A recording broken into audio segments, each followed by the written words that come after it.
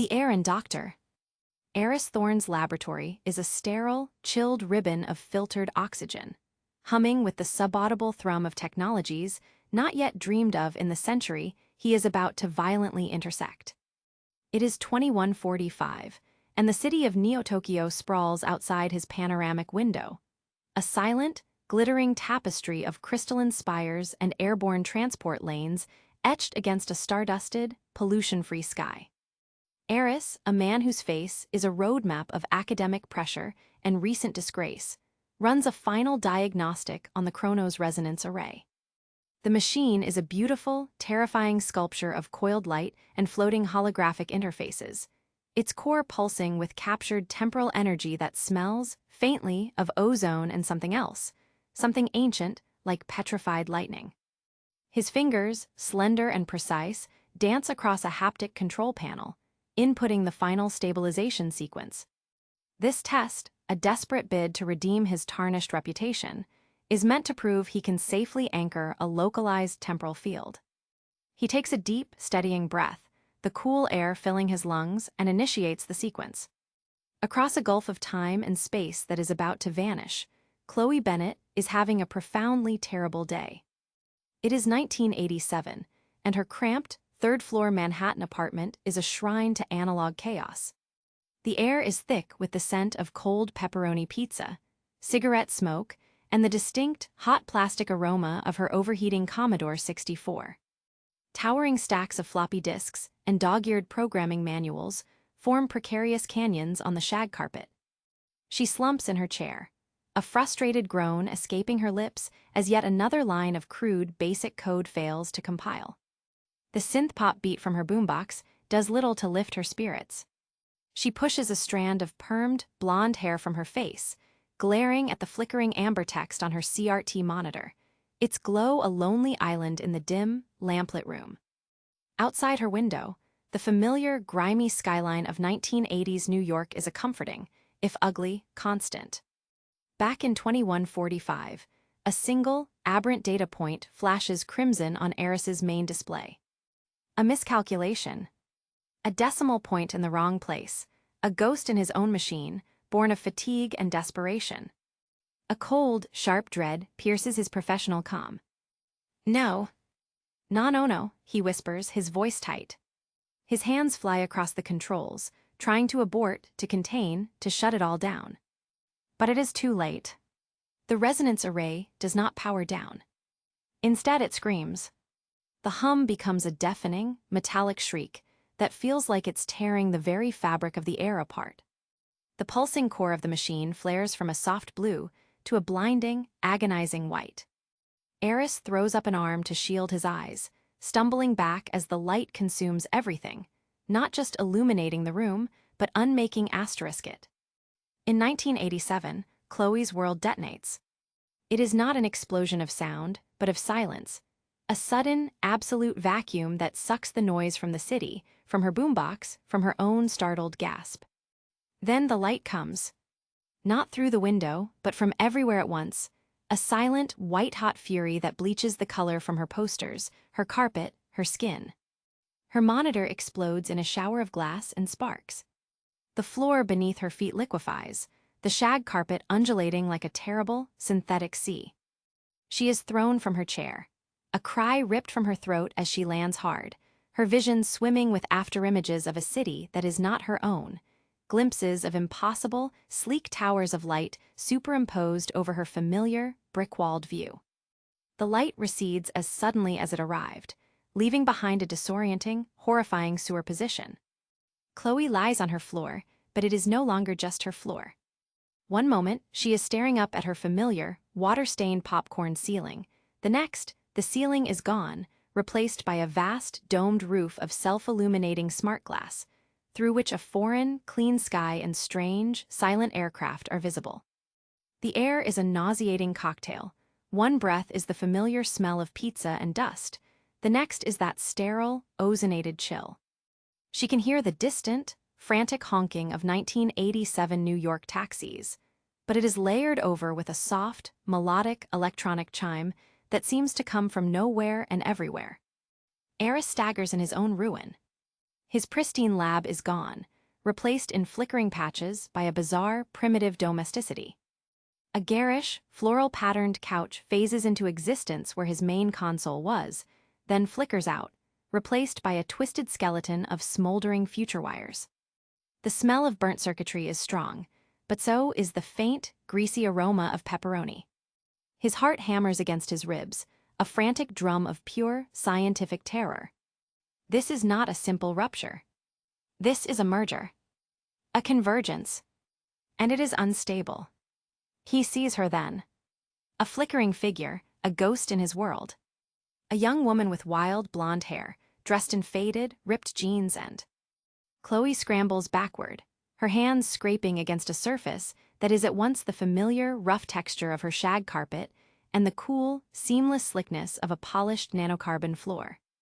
The two sensations overlap, shifting under her touch like a sickening mirage. "Stay away."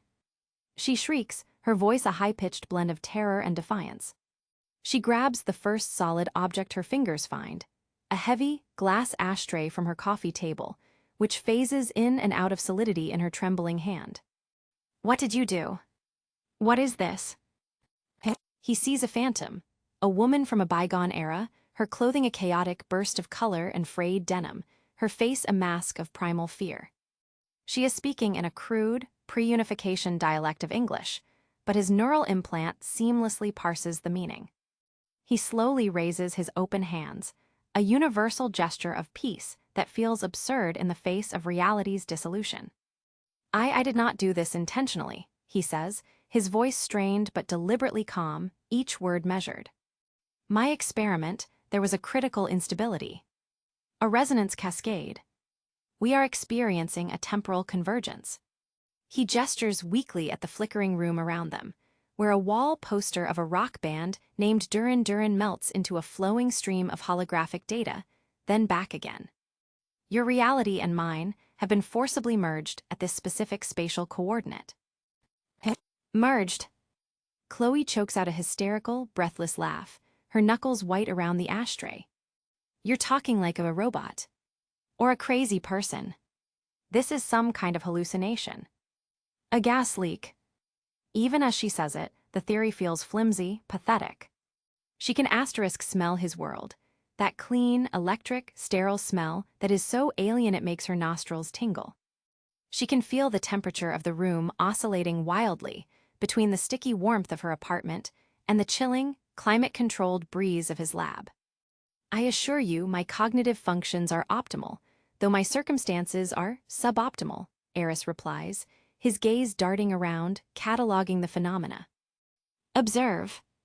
He points to a spot on the floor where her striped sofa is currently phasing into existence. "Your temporal locale appears to be the late 20th century, based on the aesthetic and technological artifacts. Mine is 2145. We are both perceiving our native environments, but the perceptual field is unstable, oscillating. We are seeing through the temporal bleed-through." He takes a cautious step forward, and Chloe flinches, raising the ashtray higher. "Please." "That object will not help you. We are facing a thermodynamic and chronological paradox that threatens to erase both our timelines from existence." "Just stop talking." Chloe shouts, her mind reeling. The words are insane, but they resonate with a deep, instinctual dread that is curdling in her stomach. She watches as the man, Aris, reaches out a hand towards her flickering boombox. His fingers pass through the solid plastic as if it were smoke, and for a moment, the device is replaced by a floating, intricate orb of shimmering light that emits a soft, complex chord. He pulls his hand back, and the boombox snaps back into solidity, the synth pop beat stuttering back to life for a single, jarring moment before cutting out again. The demonstration is undeniable. A low, groaning rumble begins to vibrate through the very space they occupy, a sound that seems to come not from the air, but from the fabric of dimensions themselves. The floor beneath them shudders violently. A long, black crack, lined with crawling purple energy, splits the space between them, tearing through both the shag carpet and the glowing lab floor. From the fissure, a wave of disorienting nausea washes over them, accompanied by a torrent of chaotic, overlapping images. A yellow taxicab from 1987 materializes for a split second, its driver screaming soundlessly, before it is replaced by a silent, levitating transport pod from 2145 gliding through the same space. The cascade is accelerating. Aris yells over the rising din, his scientific composure finally cracking, revealing the raw fear beneath. The initial merger point is destabilizing the local continuum. We don't have much time. Chloe screams back, her survival instincts overpowering her disbelief. She has dropped the ashtray, her hands now pressed over her ears in a futile attempt to block out the reality-wrenching noise. To collaborate, he shouts, his eyes locking with hers, desperate and intense. My knowledge is theoretical, but useless here without a stable energy source and a computational matrix. Your era, your technology, it's primitive, but it's real asterisk. It exists in a state of temporal stability we've lost. I saw your machine, the one with the glowing text. We need it. Next to it, a stack of floppy disks lies. Chloe's eyes dart from the frantic, wide-eyed future man to the shattered carcass of her computer. The synth-pop beat from her boombox stutters again, a dying, rhythmic gasp layered over the terrifying, melodic chimes of his world. My Commodore. She yells, her voice cracking with a fresh wave of incredulous horror. You want to use a broken, 8-bit home computer to fix this. She gestures wildly at the hellscape around them, at the crawling, purple fissure that pulses with malevolent energy. It can barely run a decent game of Space Invaders. It's not a magic wand. Aris shouts back, already moving towards the desk, his movements jerky and urgent. He has to sidestep abruptly as a large, potted fern from her apartment phases directly into the path of a floating, smoldering console from his lab. Both objects shimmering with unreality before violently fizzling out of existence with a sound like tearing silk. I need its temporal anchor. Its inherent chronological stability. My technology is too advanced, too entangled with the very temporal fields that are now unraveling. It's like trying to use a fire to put out a fire. Your machine, it's built from primitive silicon, copper, plastic. It exists in a single, linear timeline. It's a rock in this temporal river, and I need that rock to build a dam. She looks at her computer, the machine that has been the source of so much of her recent frustration, now looking pathetically small and broken amidst the cosmic disaster. The groaning rumble intensifies, and the entire room lurches violently to one side, as if the building itself is listing like a sinking ship. A bookshelf filled with her paperbacks and a collection of ceramic knickknacks tilts and crashes down, the books and shattering porcelain phasing in midair into a cascade of shimmering, hexagonal datapads from Aris's world, which then also dissolve into static before they hit the ground. Okay. What do you need? She cries out, stumbling towards the desk, her heart hammering a frantic, terrified rhythm against her ribs. The floor beneath her feet is a nightmare of sensory overlap. 1 second, her sneaker sinks into the soft, familiar shag. The next, it meets the unyielding, glass-smooth surface of his lab, so cold it feels like ice. The processing unit.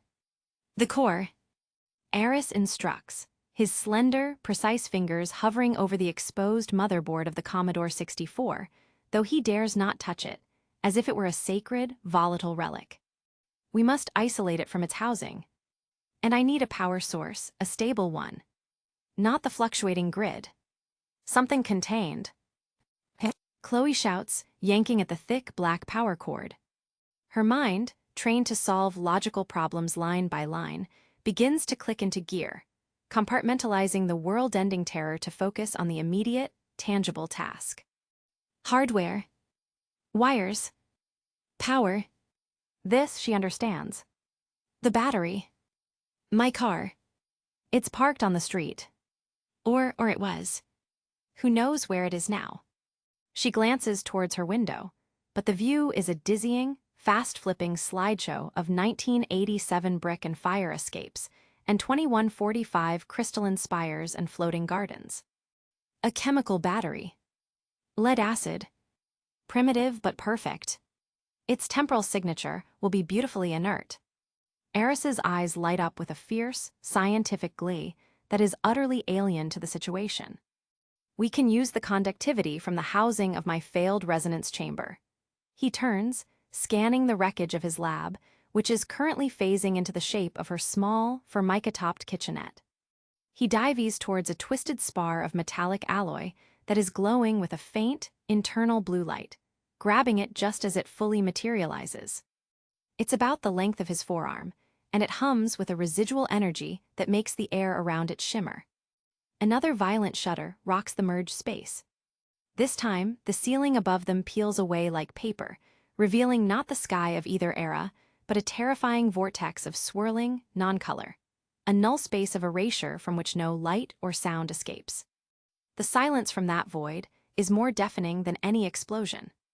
From its maw, a wave of profound coldness radiates, a chill that has nothing to do with temperature and everything to do with the absence of existence itself.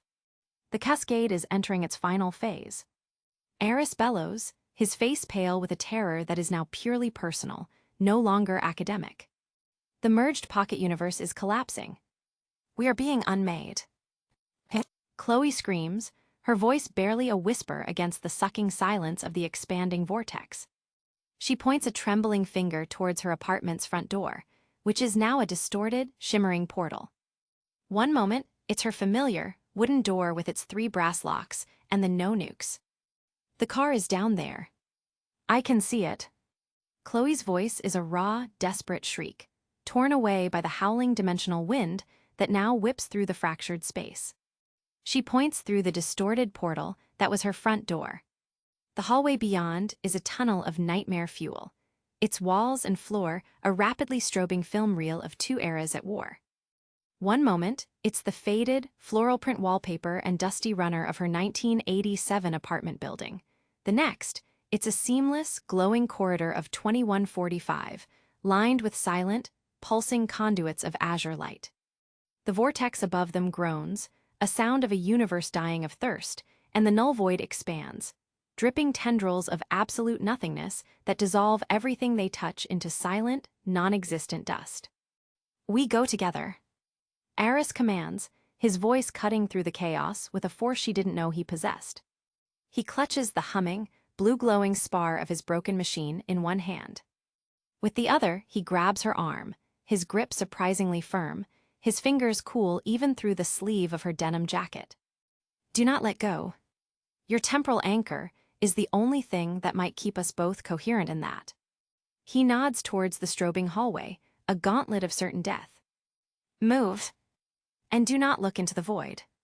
Your mind cannot process non-existence. The sensation is instantaneous and violently disorienting. It is not like running through a hallway, but like being flash-fried in a reality that refuses to decide what it is. One footfall lands on gritty, worn carpet. The next meets a surface so frictionless and cold that her sneaker slips, and only Aris's iron grip keeps her upright. The air pressure fluctuates wildly, making her ears pop and ache. She smells the musty, familiar scent of old wood and cooking smells from her neighbor's apartment, which is then violently overwritten by the sterile, ozonated chill of a 22nd century ventilation system. Ghosts of people flicker around them. A man from 2145 in sleek, gray robes walks through the space where her elderly neighbor, Mr. Gable, is frozen in the act of unlocking his door, a bag of groceries in his hand. The 2 phantoms merge for a horrific second, a silent scream of confusion on both their faces before they pixelate and vanish. Left. The staircase. Chloe gasps, yanking Aris towards the stairwell door, which is currently a solid, fireproofed 1980s model, thank God. He shoves it open, and they stagger into the stairwell. But here, the convergence is even more pronounced, more vertiginous. The stairs themselves are a shifting, impossible sculpture. One second, they are concrete steps with chipped, iron railings, spiraling down into the familiar, dimly lit gloom. The next, the entire structure transforms into a wide, gently sloping ramp of polished white alloy, devoid of stairs entirely, that descends into a soft, pervasive glow. They half-run, half-slide down this impossible path, their bodies lurching and stumbling as the physical geometry of their environment changes with every panicked heartbeat. There. The lobby. Aris shouts, his voice echoing strangely in the hybrid space. The ground floor is a vast, open area that is at once the grimy, marble-floored lobby of her building, complete with a wall of battered brass mailboxes, and the soaring, atrium-like entrance hall of his Neo-Tokyo spire, filled with floating holographic directories and silent, gliding service drones. The main entrance is a colossal, shimmering rip in the world, a ragged tear through which both New York City streets are visible. Through it, they see the ultimate chaos. A 1987 yellow checker cab is fused, door-to-door, with a sleek, egg-shaped 2145 transport pod, both vehicles locked in a silent, screaming metal embrace. People from both eras run in terror, their forms flickering, their screams from the past mingling with the panicked, translated alerts from the future that blare from unseen speakers. The sky is a sickening bruise of purple and green, the swirling non-color of the vortex beginning to bleed into the atmosphere of the entire city. Chloe's beat-up, rust-colored Dodge Aris is a miracle of stability, parked crookedly at the curb just 20 feet from the doorway. It is one of the few objects that seems completely solid, completely real, a relic untouched by the madness. The trunk. The keys are in it. She yells, fumbling with the heavy metal key. She shoves it into the lock, her hands shaking so violently she can barely turn it. The trunk pops open with a familiar, rusty creak, a sound so mundane it brings tears of absurd relief to her eyes. Inside, amidst a jumble of old blankets, a spare tire, and a half-empty case of tab soda, are the jumper cables, coiled like a black, rubber serpent. She grabs them, the heavy clamps cold and reassuringly solid in her hands. Aris is already at the car's front, his face a mask of intense concentration as he pries open the hood, the metal groaning. The hood of the Dodge Aris groans in metallic protest as Aris forces it open, the sound a welcome, tangible anchor in the maelstrom of dissolving reality. Inside, the engine is a chaotic, greasy sculpture of hoses, wires, and the blocky, primitive components of the 20th century. The battery. Point to it. He demands, his voice sharp and strained as he stares at the mechanical labyrinth with a mixture of revulsion and fascination. Chloe shoves past him, her fingers, nimble from years of plugging and unplugging computer cables, immediately finding the positive terminal on the heavy, black, plastic-cased battery. Here. This one is positive, the red cable. The other is negative. She shouts, her words nearly swallowed by a deafening roar from above as a massive, winged commercial airliner from 1987 phases directly into the flight path of a silent, arrowhead-shaped orbital shuttle from 2145. The two vessels tear through each other in a cataclysmic shriek of rending metal and erupting plasma, a ghostly, silent explosion that paints the swirling, bruised sky in hues of orange and violet. The housing. It must act as a conduit, a temporal bridge. Aris yells, his hands moving with a frantic, precise energy. He lays the humming, blue-glowing spar from his machine across the engine block, its other end pointing towards the car's interior. The spar immediately begins to vibrate, emitting a high-pitched whine that sets Chloe's teeth on edge. She fumbles with the jumper cables, the heavy, black-coated wires feeling like lifelines. The air around the car crackles with static electricity, making the fine hairs on her arms stand on end. The smell is overwhelming, a nauseating fusion of hot engine oil, ozone from the spar, and the chilling, scentless void that is now consuming the street behind them, dissolving parked cars and flickering pedestrians into silent, non-existent dust. We don't have a computer. The Commodore is still upstairs. Chloe screams, her mind racing, trying to solve the impossible equation with the limited, logical tools she possesses. This was all for nothing. They have the power, they have the whatever his glowing stick is, but they have no processor, no brain to direct the energy. We do not need the whole machine. Just the core. The processor. Aris shouts back, his eyes wild with a terrifying, euphoric realization. He pats the chest of his sleek, gray tunic, and a small, hidden compartment irises open. From it, he produces a single, salvaged component, the cracked and blackened central processing unit from her Commodore 64, a square of silicon and gold pins he must have ripped from the motherboard in the fleeting moments before they fled. I retrieved it. It was the anchor, the one stable point in the room. He holds the tiny, fragile chip between his thumb and forefinger as if it were a holy relic, a sacred talisman from a forgotten age. We must interface it directly. My spar will provide the temporal harmonics, your battery the stable power, and this primitive silicon brain will be the needle that sews the timelines back together. Ignoring the clamps, he uses his fingers to brutally strip several inches of the thick, black rubber coating from the ends, exposing the bare, copper wires within. With an almost surgical focus, he wraps the positive wire around the base of the humming spar, and then, with painstaking care, touches the frayed ends of the negative cable to specific pins on the Commodore chip. The housing of the vehicle will ground the resonance, channel it through a localized field centered on us. We must be at the epicenter. We must be the catalyst. The pavement beneath the Dodge Aries cracks open, not with earth, but with the same crawling, purple energy of the fissure in her apartment. The null void above is now a vast, inverted pyramid of nothingness, descending towards them, erasing the sky, the fused buildings, the very air with a silent, inexorable finality. It is a wave of uncreation, and they are directly in its path. It is now or never. The cascade is complete. Aris bellows, his voice raw with a final, desperate hope.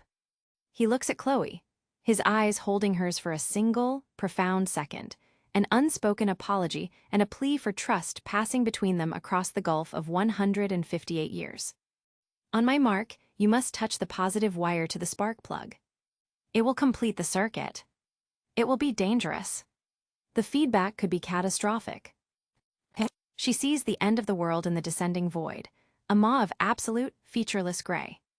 She sees the faces of her family, her friends, her stupid, mundane, beautiful life, all about to be wiped away as if they never were. She grabs the stripped, positive wire, the bare copper feeling alive and deadly in her sweaty palm. She looks at the engine block, at the spark plug, a simple piece of her world that is about to become. Do it, Chloe. Now. Aris's voice is not a shout, but a raw Chinese letter plea that cuts through the deafening groan of the collapsing universe. His eyes, wide with a terrifying blend of scientific fervor and primal fear, are locked on hers, and in that gaze, she sees the entirety of two timelines, two histories, two worlds, all balanced on the edge of a single, sparking wire. Her fingers, slick with a cold sweat that has nothing to do with the humid New York air and everything to do with the void descending upon them, tighten around the rough, exposed copper of the positive jumper cable. The metal bites into her palm, a sharp, real pain that anchors her to a moment that is rapidly ceasing to exist. She can see the spark plug, a simple, grimy piece of her own era, a mundane component designed to ignite fossil fuels, not reality itself. Beyond it, the world is being systematically erased. The buildings across the street dissolve like sugar in water, their brick and mortar and gleaming alloy turning into a fine, silent gray dust that is then sucked up into the ever-expanding, featureless maw above. The sounds of both cities, the honking, the shouting, the melodic chimes, the panicked alerts, are being stretched and thinned into a single, high-pitched, dying note. For everything, she whispers, a prayer to a God she doesn't believe in, a farewell to a life she took for granted. She thinks of the feel of her shag carpet between her toes, the taste of a cold tab on a hot day, the frustrating, beautiful simplicity of a line of code that finally works. She thinks of a future she will never see, the clean, silent world Aris came from, a world that deserves its chance to exist. With a final, shuddering breath that feels like her last, she rams the bare, copper wire onto the metal tip of the spark plug. The universe detonates in silence. For a single, excruciating heartbeat, there is nothing. No light, no sound, no sensation. Chloe is convinced she has failed, that the void has claimed them, and this is what non-existence feels like. An infinite, gray, silent nothing. Then the light arrives. It does not come from the spar or the battery or the chip. It erupts from the empty space between her hand and the engine block, a concentrated point of pure, white, soundless energy that is the absolute antithesis of the hungry gray void. It is not a destructive force, but a creative one, a silent, screaming birth. The light hits the humming, blue-glowing spar, and the relic from the future responds with a ferocious, resonant chord that is not a sound, but a vibration that shakes the very atoms of their being. The blue light from the spar intensifies, twisting and braiding itself with the white energy, feeding it, shaping it.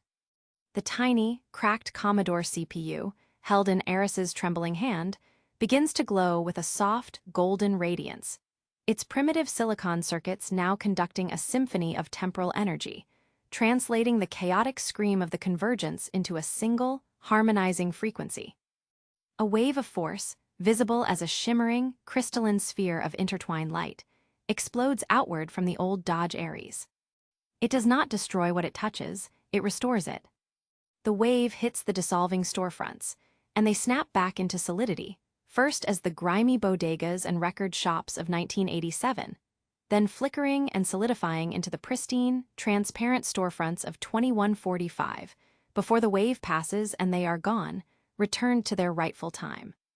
The fused taxi and transport pod are wrenched apart by the benevolent energy, each vehicle flying backward into its own reassembling timeline, their terrified occupants blinking out of existence a moment before being safely returned to their own moments in history. The crawling, purple fissures in the ground seal themselves with a sound like a million sighs of relief, the unnatural energy within them harmonized and neutralized. The sphere of light expands, climbing the skyscrapers, unweaving the terrible fusion of brick and crystal, restoring each to its own sky.